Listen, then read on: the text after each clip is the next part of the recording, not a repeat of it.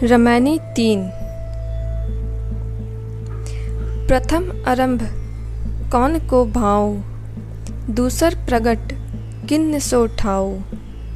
शब्दार्थ। आरंभ अर्थात जन्म, उत्पन्न। भाऊ हुआ। ठाऊ अर्थात ठौर, ठिकाना। भावार्थ। परमात्म परिचय के लिए प्रथम यह विचार करना चाहिए कि सृष्टि में कौन उत्पन्न हुआ। दूसरा यह विचार करना चाहिए कि जो सब कुछ को प्रकट किया वह आधार, ठौर कौन है। प्रगटे ब्रह्मा विष्णु शिव शक्ति, प्रथम ही भक्ति किन्ह ज्यों उक्ति।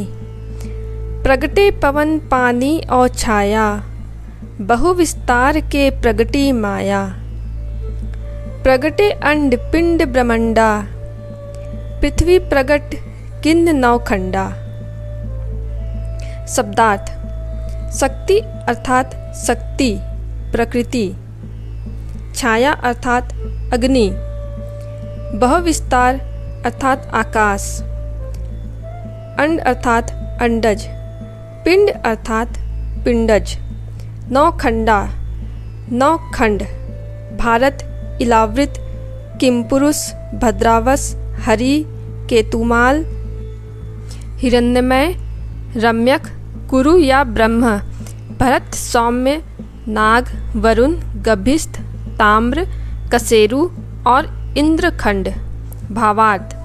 शक्ति सहित ब्रह्मा विष्णु शिव प्रकट हुए, जिन्होंने सर्वप्रथम प्रकट करने वाली सर्वाधिष्ठान सत्ता की भक्ति जीव भाव से युक्ति पूर्वक की। इनसे भी पूर्व पवन, पानी, अग्नि प्रकट हुई और माया बहुविस्तार से युक्त आकाश के रूप में प्रकट हुई। ब्रह्मांड प्रकट हुआ और उसमें अंडज, पिंड आदि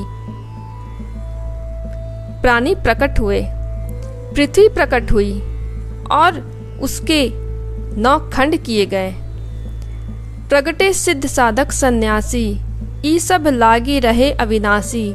प्रगटे सुरनर मुनि सब झारी, ताही के खोज परे सब हारी। शब्दार्थ। झारी अर्थात संपूर्ण। भावार्थ। सिद्ध साधक और सन्यासी प्रकट हुए।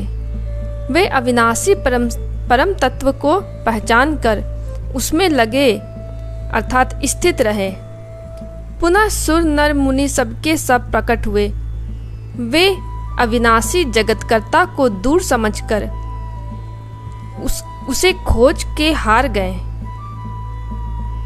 साखी। जीव शिव सब प्रगटे, वह ठाकुर सब दास। कबीर और जाने नहीं, एक राम नाम की आस। शब्दार्थ। शिव अर्थात शिव ईश्वर, ठाकुर अर्थात स्वामी, राम अर्थात परमात्मा। भावार्थ। इस तरह जीव और ईश्वर प्रकट हुए, ईश्वर स्वामी हुए और सभी जीव दास हुए।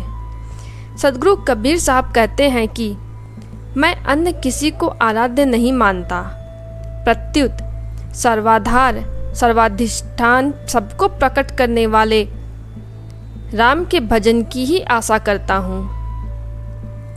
विशेष। जो प्रकट होने वाले हैं वे नाशवान हैं, वे आराध्य नहीं हो सकते। सबको प्रकट करने वाले परमात्मा ही आराध्य हैं।